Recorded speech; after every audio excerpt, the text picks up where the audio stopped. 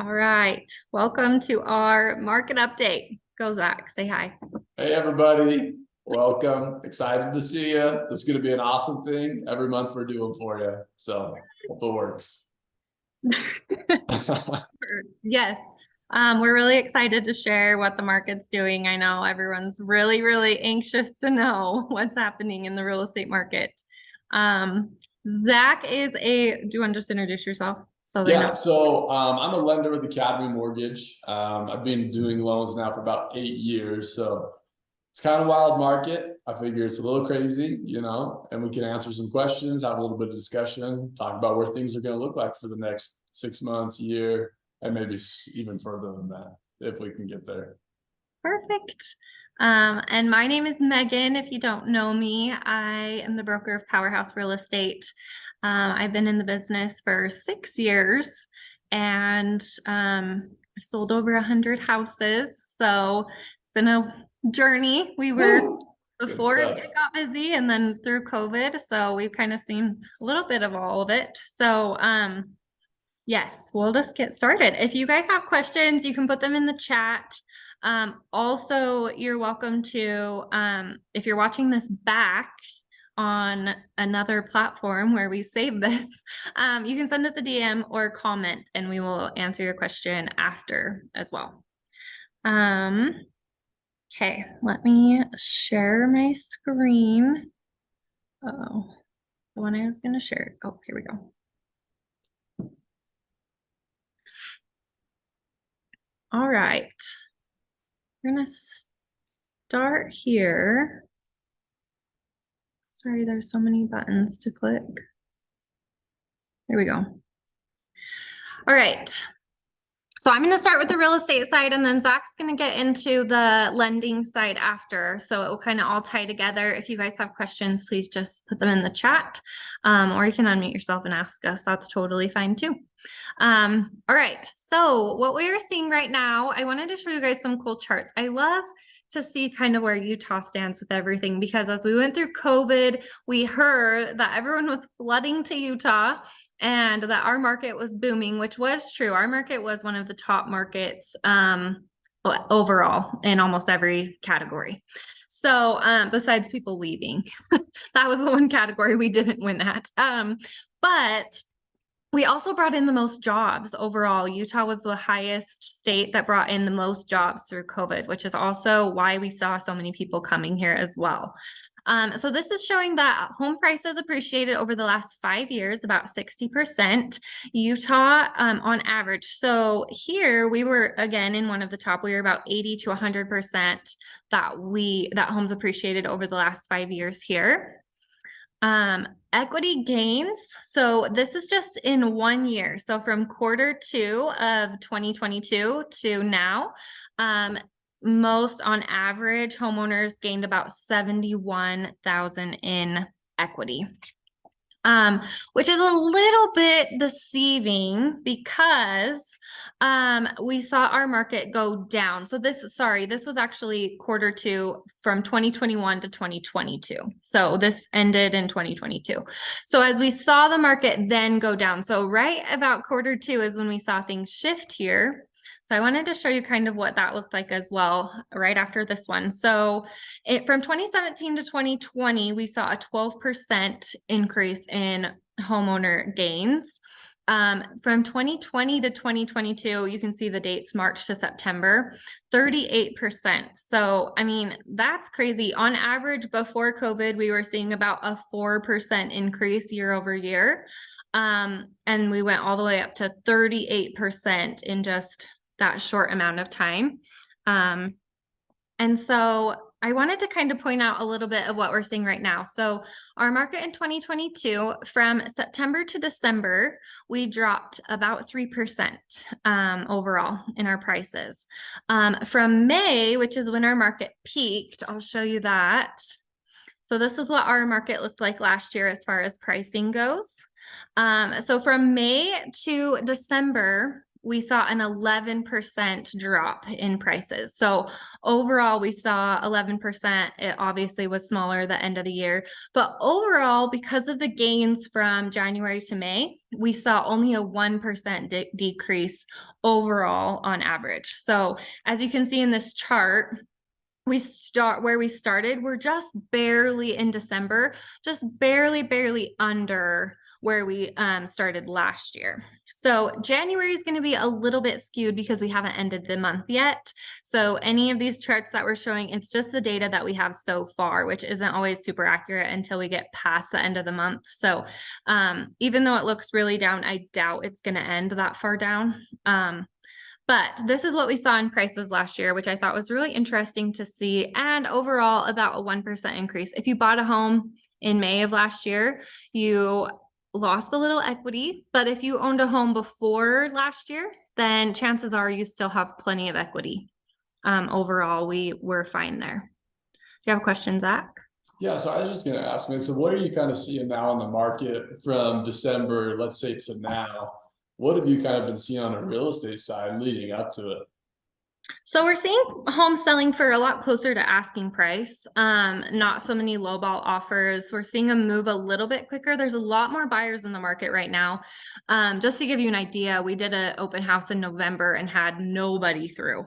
I did an open house 2 weeks ago and we had 12 families through in our one open house. And they were listed similar price. And so that's just kind of a good general idea of buyers are out there again.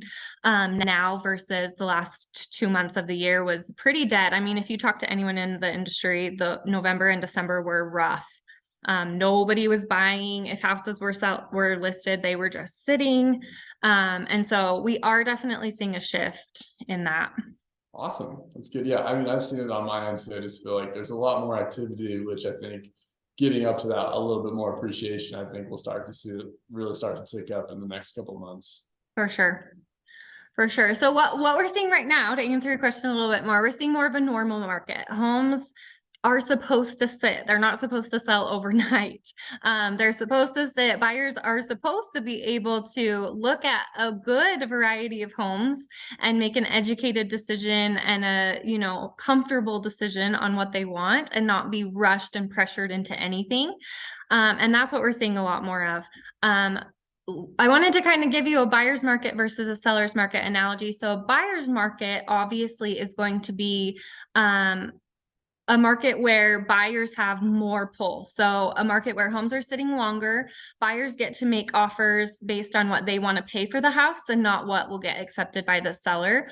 There's more negotiations happening, which is good. We were in a seller's market last year. 2021, 2020 were huge sellers markets, meaning a seller could list their house for pretty much anything and it would sell. Sellers didn't have to make any repairs. Sellers didn't have to really do anything for the buyer to get the home sold. As we shift into a buyer's market, buyers are able to get closing costs covered. We are able to ask for repairs. We are able to ask for more things included, like fridges, washer and dryers, things like that, than we were able to before. As well as just the opportunities that buyers have to write an offer that they feel comfortable with, to do more of their due diligence time. And so that's kind of what we're seeing now is buyers just have a lot more opportunity. Sellers are also required to be a lot more strategic right now. No longer can we just throw a house on the market and it just sells. We have to prepare the house, make sure it's going to sell right. Pricing is so big right now. If you price too high and you have to drop, you're going to sit, and you're probably going to end up selling lower than if you just priced it right the first time. So pricing is super important, and just making sure that you have a good listing strategy going into it. And then also one thing that is very nice that we're seeing right now is easier transitions between homes. Before, when homes were selling so quickly, it was so hard to get an offer accepted if you had a home to sell. And so a lot of people were in these tricky situations. They were selling their house and then having to find somewhere to live until they could get an offer accepted and move, where now those contingencies are a little bit easier to get accepted. And so you're able to just transition from one house to the other without, you know, having to really make huge decisions before you even have a house nailed down. So, really good stuff. I wanted to pull up our MLS and show you a couple of charts in here, which I think are so interesting. I geek out over this stuff. So, all right, so this is from January of 2020 to January of 2023. So again, January this year is going to be a little bit skewed because we don't have all the data yet. But our median original list price. So this is what the home was listed at originally when they very first listed. So we can see that we, you know, increased quite a bit as the market has gone. We've seen these big shifts. And then this is where it got a little bumpy. We can see everything was a little bit up and down, but not much. And then things have kind of leveled off the last couple months. So this is where we're seeing a really big gap between our sold price and our list price. So interesting to note, we can see here during Feb 2021, homes were selling over list price. We can see that dark line is bigger or higher. And then we kind of evened out when we got into winter last year because it typically slows down during that time normally. The beginning of the year, again, we were a little bit ahead, but then we hit this year and now we're well below list price. Sellers haven't caught up with what homes are selling for yet. So we're seeing homes listed much higher than what they're selling for, which we can also see in this one where it shows. So this shows us the percent sell to list percent. So the difference. So we can see in July, list price and the actual sold price was the difference was 98%. So the home was selling for 98% of what it was listed for. Does that make sense?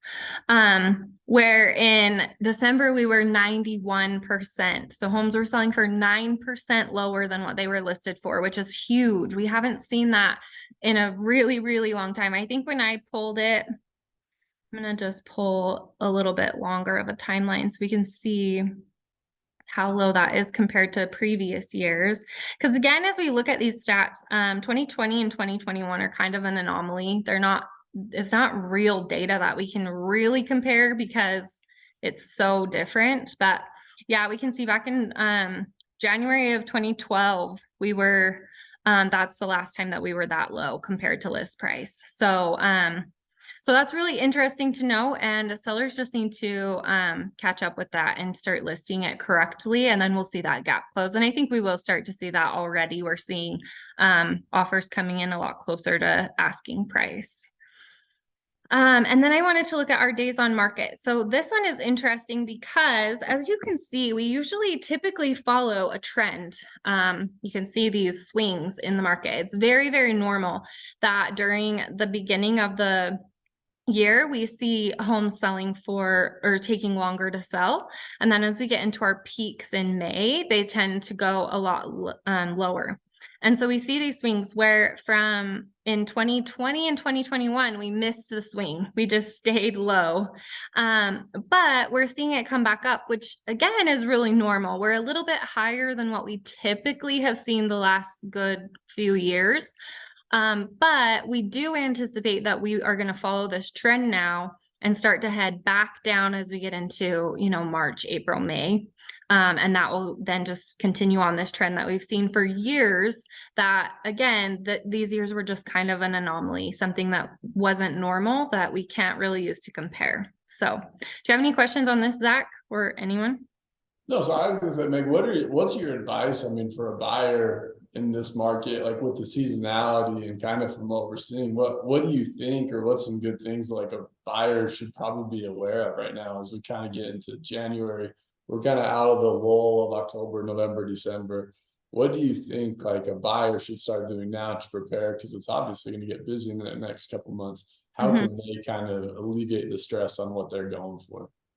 I think right now is the lowest that we're going to see the market for the year. I think that this is kind of our, as we look at our peak in the market was in May. I think this is our low peak that we'll see. I think we're going to see it all start to trend back up again, or in this case, down. Homes will start to sell faster. So I think if you're ready to jump in the market, there's no better time than right now, from what I see. And I think a lot of buyers are agreeing with that. And so we see a lot of buyers jumping in, which is only going to make it busier faster. Yeah. And so I think we're going to see, our rush that we usually see March, April, May is going to come starting in February. We're already kind of seeing that happen. And so just get a good agent, get pre-qualified, make sure that all your ducks are in a row. You have your lending set up and just kind of start looking at houses. There's so many deals out there, but if you're not actively, it's not just going to fall in your lap. If you're not actively looking for the houses and you're not working with an agent that can send those deals to you, you're going to miss them. And then you're going to hit it right when it's busy. Yeah, Meg, what do you think the time frame kind of looks like going from when a borrower calls you or says, hey, like I want to start looking at houses, to typically when they find a house, to go under contract, to eventually being in the house? What's like a good time frame for a borrower to shoot for, or a buyer to shoot for? I would say normally about 60 days Okay. at the most.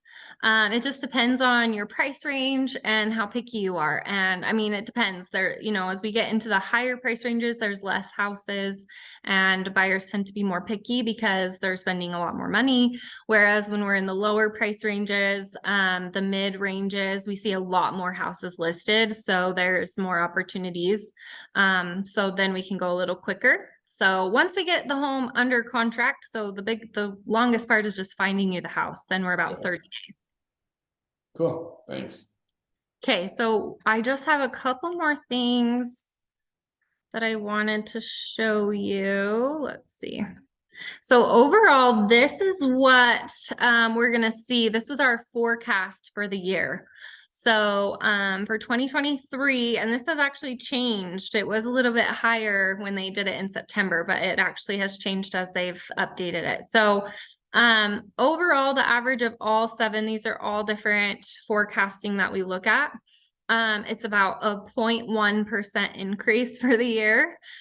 With the best case scenario, we go up 5%, and worst case, we go down 5%. What I think this is going to look like, just as we've seen, just as we saw the swings in the market this last year and how the average was 1% decrease, I think we're going to see very minimal increases. However, I don't think it's going to be steady increases or steady decreases. I think we're just going to kind of see these, as things get busy. In the spring, it'll go up and then we'll see it kind of low back down. And so I just don't think we're going to see any really huge swings one way or another. It's going to stay pretty consistent throughout the year is what I would guess, with the busier months just being a little bit, I mean, think about it. If you have more buyers looking, then buyers do have to make decisions faster, and sellers don't have to sell the house for lower than what a buyer, there's more buyers that are willing to make offers. So then you end up getting into competitions with other buyers and writing higher offers. So I don't think we're going to get back to a point where buyers are going to be willing to pay over appraised value or waiving any contingencies or things like that. But we still will see, a time where there's full price offers being submitted and accepted, because it just will be the market. It will be busy enough for that. So we kind of answered these with your question just a minute ago, but I think that the prices and demand are going to be impacted by interest rates. I think interest rates are going to really be a big impact this year, depending on what they do. So I'm excited to hear from you on that a little bit, because that really is, even right now, a big thing. An interest rate hike pushes buyers out of the opportunity. That's all it takes for a buyer to no longer qualify, or to qualify for a lot less than what they were wanting. And so that's going to really impact how many buyers are able to purchase this year. The opportunities are out there if you're looking for them, just like we talked about. being in a buyer's market means you have a lot more opportunity to do the due diligence. You get extra perks like getting repairs done. We talked about that a little bit before, and your closing costs covered. That is something we're seeing a lot right now. And so that's a big opportunity for buyers to come in with a lot less cash down. And then payments are going to be higher because of interest rates. We don't anticipate, from what I can tell, and I'm excited to hear from you again, we don't anticipate them to go down a lot. I mean, I don't know we'll ever see 3% again in our lifetime. So we have to just be able to take the leap and understand it is what it is. And refinance is always an option if we do see them come down. So I think that's what we see holding buyers back. The number one thing right now is interest rates. And I think they're missing out on a huge opportunity if they wait. Selling in 2023 is going to be largely dependent on the agent that you choose. Agents that have only sold in the COVID market are going to have to learn how to sell a house in a normal market. I'm not saying that they can't do it because they totally can, but hiring an agent that has good mentoring if they're new or someone that has experience is going to be key, because this is a totally different market than it was last year. I think our days on market will continue to be a little bit longer. I think we'll see homes sitting for a week or two before going under contract, but I think it will close in on and come down from the 50 that we're seeing right now. And then preparing your house is going to be important. Before, it really was just throw it up, sell it as is, you're good to go. But it's going to be a lot more important to make sure your house is ready, clean, repairs done, touch up, all of that is going to make a big impact on whether your house is one that sells or not. And then if you're a homeowner in 2023, I think overall we should see an increase. It won't be a big one, but I do think we're going to end the year positive rather than negative as far as equity. Anything that you can do as far as small repairs and updates to your home are great. Big expensive ones probably won't be worth it, where we're in a market that there's minimal shifting. You don't want to put a ton of money into your house because it may not come back. And then we have an awesome option that we can talk about at the end too. It's called HomeBot that we'd love to get you set up on if you're a homeowner.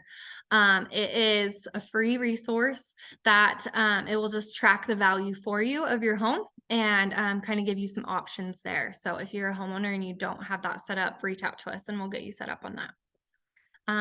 But that's all that I had. So do you want to, I'm going to stop sharing and then you can. No, yeah, Meg, I was gonna ask you, what's your advice for people that think, hey, like this is an awful time to buy, or even move for that standpoint, right? Like what are you kind of telling buyers as some advice or some knowledge as to why you think it's a better time to buy than that maybe has been in the past? Yeah, I think it's hard to say generally that it's a great time for everyone because everyone's situations are going to be so different.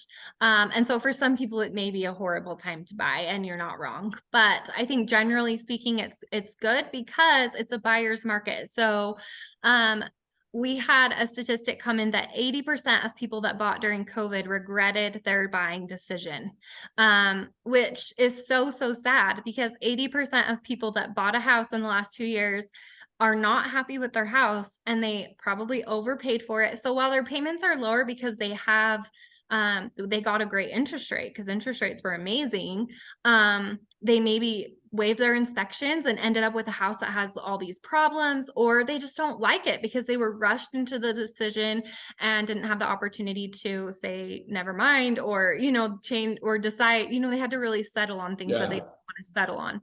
And so I think if we are comparing the two, the payments might be a little bit higher right now, which is unfortunate. I know it's not fun to have to pay more and to see those payments go up, but you're able to take the time and get a house that you really love and really negotiate the offer to be something you're really comfortable with. And we can take our time on it, take a deep breath, really decide if it's what you want, go through the full inspection process.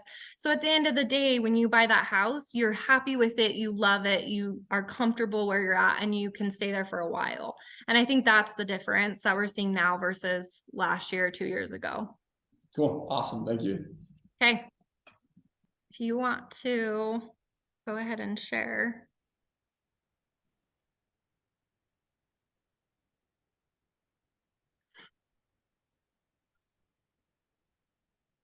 I can, let's see. All right, I think I'm doing it now. Yep, you're good. I can I see mean, it. can you guys see it all? Yeah. Okay, awesome. Well, Meg, that's perfect. I love it. I wanted to just mention within this, right? It's super important that we kind of gain a market insight. I mean, I thought Meg did an excellent job, and we're seeing, I thought that statistically she just pulled up at the very end of this is so many people regretting the homes that they purchased in 2020 to 2022. That's crazy, right? And I think at this point, people that are maybe buying a home or buying a house that they really want to, this is an excellent time for them to be able to get into the market and to really kind of see what's going on and to take a step back and realize, hey, like, we can make a good decision into this. So I thought Meg did an awesome job on that. I wanted to see if I can pull this. Okay, that's perfect. So like Meg said, I'm Zach with Academy Mortgage. I do lending. I've done it for a long time. So the biggest question I feel like we're getting right now is, where are rates headed? I mean, and I pulled up some statistics on here and I'll kind of go through them. So we've got MBS Highway, they're like a big company that we work with a lot. And their forecasting is about 5% to halfway through 2023, which we're seeing it trickle down, right? We've kind of seen inflation. I have a graphic that I'll show a little bit more. But that 5% move would be an awesome adjustment. I mean, comparatively to where we saw them in November, hovering in that 7% range. To today, where they're kind of fluctuating that 5.875, maybe a little bit lower depending on credit and things like that. But we've seen them almost drop 1.375% in a relatively short period of time, almost as fast as we've kind of saw them go up. So Mortgage Bankers Association, they think it's going to be around that 5.2 mark. And then Bankrate Chief Financial Analyst, I think around that 5.25 mark. So I think that's solid. I mean, I think if you can see, and I put up some payment examples here in a second, but if you can see how much of a difference that payment will shrink going from a 7% even down to a 5% is pretty incredible. And like Meg said, I don't think that we're going to see rates in the twos for a really, really long time. Maybe if ever. I mean, that was the lowest rates they've ever seen in the history of doing lending. And so I think that's probably going to be pretty realistic that it was an anomaly. But in this slideshow, I'll talk about some reasons of why that might actually be a benefit to you. The rates are going up a little bit higher. So I wanted to show you, I think I can draw on this. So what I think is important, let me say I have two screens up on here. And so I wanted to show you can see this, kind of how it's going up right here. This is really this little peak of where we've seen rates go up so rapidly is the highest that we've ever seen rates go up in the history of ever doing loans. And so I think it's imperative to realize, like, look, this is a struggle for some people to go through. But at the same time, you can already see this like drop down, which I think is going to really help people as we kind of get through this. I put this on this bottom, but while I think it's impossible to predict where rates will go, there's a couple of things that'll be really beneficial. One is we believe that we've already seen peak inflation, which inflation is one of the main drivers of interest rates. And so if you can think of it as this inflation rate's kind of going higher, rates have to also go higher to keep up with inflation. Just like inflation when you're buying, for example, eggs, I know is the new hot item, right? But eggs are really expensive at the grocery store. And that's because of inflation. So all these things have to kind of follow suit as the cost of borrowing money gets more expensive. But as like the big word or buzz thing that I feel like we've been hearing everybody say lately is that we're going into a recession. And recessions in most times produce lower interest rates. And housing actually remains very stable in most cases during a recession. I get a lot of questions. Do I think this is a 2008, 2009 scenario? And going back that far, I don't see that happening ever again. Lending restrictions are tighter than probably they've ever been before. And more people have equity in their homes than you could have even imagined back in the 2008, 2009 market, which coupled with extreme amounts of equity like Meg talked about, but going with really low interest rates, borrowers and buyers' last option is to really look at selling their home or selling for a loss at this point. In most cases, some of these people have payments that are actually cheaper than it is being to rent. And so renting isn't really going to be that beneficial to them. So they'll figure out ways to make their house payment. And then the last point I put is a stabilization in the markets. So like Meg said, I think it's perfect that these markets are somewhat stabilizing, because you don't have that, like that graph that she illustrated perfectly before. You don't have people paying these exorbitant amounts over appraised value. You have a lot more relatively stable market that's going to help protect you as the buyer, or even the seller for that point, to not get into something that you kind of don't want. So this is if you guys can see here, so I have this screen kind of backwards on it, but I wanted to show you, I'll highlight this right here. These are these last recessions that we've really seen, and this is the drop in interest rates that we're even going through. And so even in the recession 2008 2009 we saw it, and even back in it was classified as a recession back in 2020 because the stock market was falling so rapidly. If you remember, it was in March, and just the markets went crazy. And so now that we're up in this higher range, 5.875, the likelihood that we'll see a substantial drop is pretty high, as far as rates go.